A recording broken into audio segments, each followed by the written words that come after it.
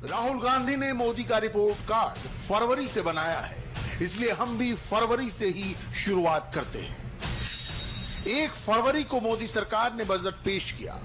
3 फरवरी को कोरोना पर जीओएम की पहली बैठक हुई। 5 फरवरी को प्रधानमंत्री ने लोकसभा में राम जन्मभूमि तीर्थ क्षेत्र ट्रस्ट का ऐलान किया। 6 फरवरी को प्रधानमंत्री ने संसद में सरकार के कामकाज का पूरा लेखा जोखा दिया। 7 फरवरी को असम के कोकराझार में ऐतिहासिक बोडो समझौता हुआ। 16 फरवरी को पीएम ने वाराणसी में 30 से ज्यादा प्रोजेक्ट का शुभारंभ किया। 19 फरवरी को दिल्ली में हुनर हाट जाकर शिल्पकारों का हौसला बढ़ाया। 20 फरवरी को राम जन्मभूमि तीर्थ क्षेत्र ट्रस्ट के सदस्यों के साथ मंदिर निर्माण पर चर्चा की। 24 फरवरी को अहमदाबाद में ऐतिहासिक नमस्ते ट्रंप कार्यक्रम हुआ। 25 जनवरी को पीएमओ में कोरोना पर बैठक हुई, जिसमें GIS data mapping, hot spot, medical facility, testing और कॉन्टैक्ट ट्रेसिंग पर विचार किया गया। 26 फरवरी को कैबिनेट में प्रधानमंत्री फसल बीमा योजना को मंजूरी दी गई। राहुल गांधी मोदी पर कोरोना वायरस को मिसहैंडल करने का आरोप लगाते हैं। फरवरी महीने में देश में कोरोना की हकीकत इन तस्वीरों में दिखती है। मोदी सरकार ने चीन के वुहान में फंसे भारतीयों को रेस्क्यू किया। उनको दिल्ली लाकर छावला के आईटीबीपी कैंप में उनकी देखरेख की।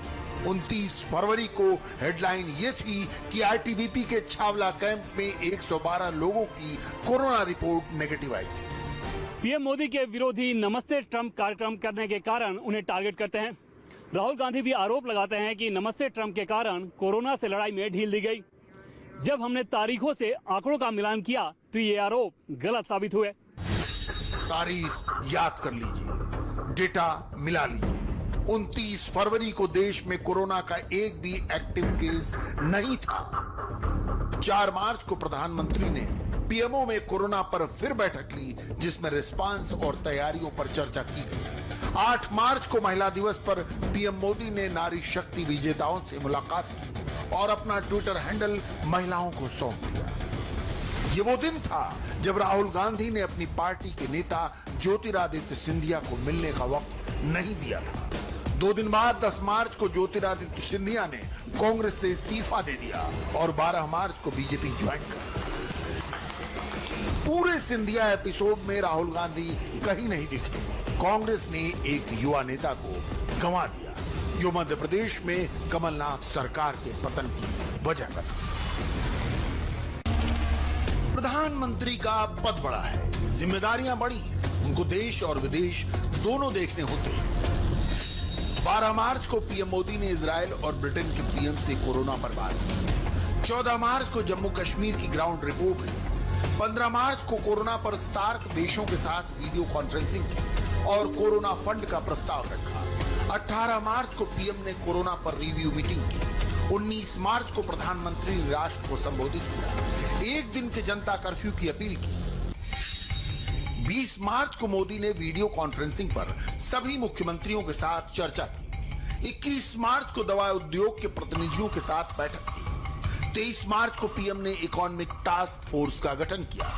24 मार्च को मोदी ने राष्ट्र के नाम संबोधन किया और संपूर्ण लॉकडाउन का ऐलान किया। पूरे देश में आज रात 12 बजे से संपूर्ण देश में संपूर्ण लॉकडाउन होने जा रहा है। डेट और डेटा का मिलान एक बार फिर से कर लीजिए। प्रधानमंत्री मोदी ने 24 मार्च को जब संपूर्ण लॉकडाउन का ऐलान किया, तब देश में कोरोना के 486 एक्टिव केस थे। दुनिया भर के एक्सपर्ट्स मानते हैं कि भारत में संपूर्ण लॉकडाउन का डिसीजन बोल्ड डिसीजन था। ऐसा फैसला नरेंद्र मोदी जैसा प्रधानमंत्री ही ले सकता है। मोदी ने कोरोना फैलने की रफ्तार घटा दी। देश को जो वक्त मिला उसका इस्तेमाल तैयारियों को दुरुस्त करने में किया गया। मार्च के महीने में मोदी कैबिनेट की 4 बैठकें हुई। इनमें सार्वजनिक क्षेत्र के बैंकों में व्यापक विलय को मंजूरी, एविएशन सेक्टर में एफडीआई को मंजूरी, बेल्जियम के साथ प्रत्यर्पण संधि को मंजूरी, दवाओं के घरेलू उत्पादन को लेकर ज्यादा फोकस करने की बात और साथ ही साथ चिकित्सा उपकरणों के स्वदेशी निर्माण को प्रोत्साहित करने से संबंधित फैसले लिए गए।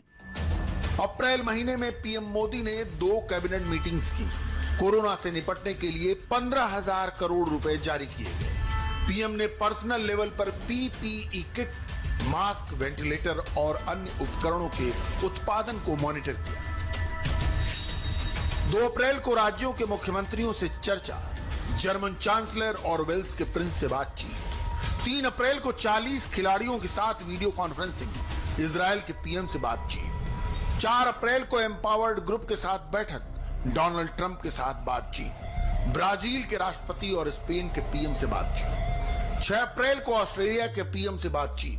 7 अप्रैल को स्वीडन के पीएम और ओमान के सुल्तान से बातचीत। 10 अप्रैल को पीएमओ के एम्पावर्ड ग्रुप के साथ बैठक। 14 अप्रैल को राष्ट्र के नाम संदेश, घर में बने फेस मास्क के इस्तेमाल का संदेश।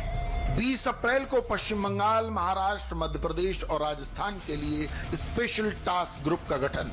24 अप्रैल को ग्राम पंचायतों के साथ चर्चा।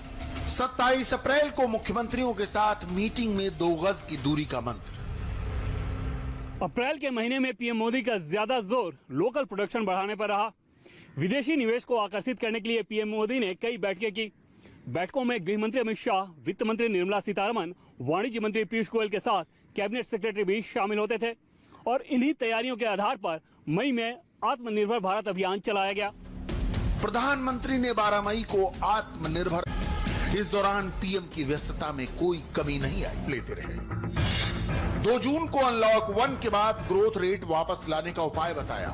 आत्मनिर्भर भारत के लिए इंटेंट, इंक्लूजन, इन्वेस्टमेंट, इंफ्रास्ट्रक्चर और इनोवेशन पर जोर दिया।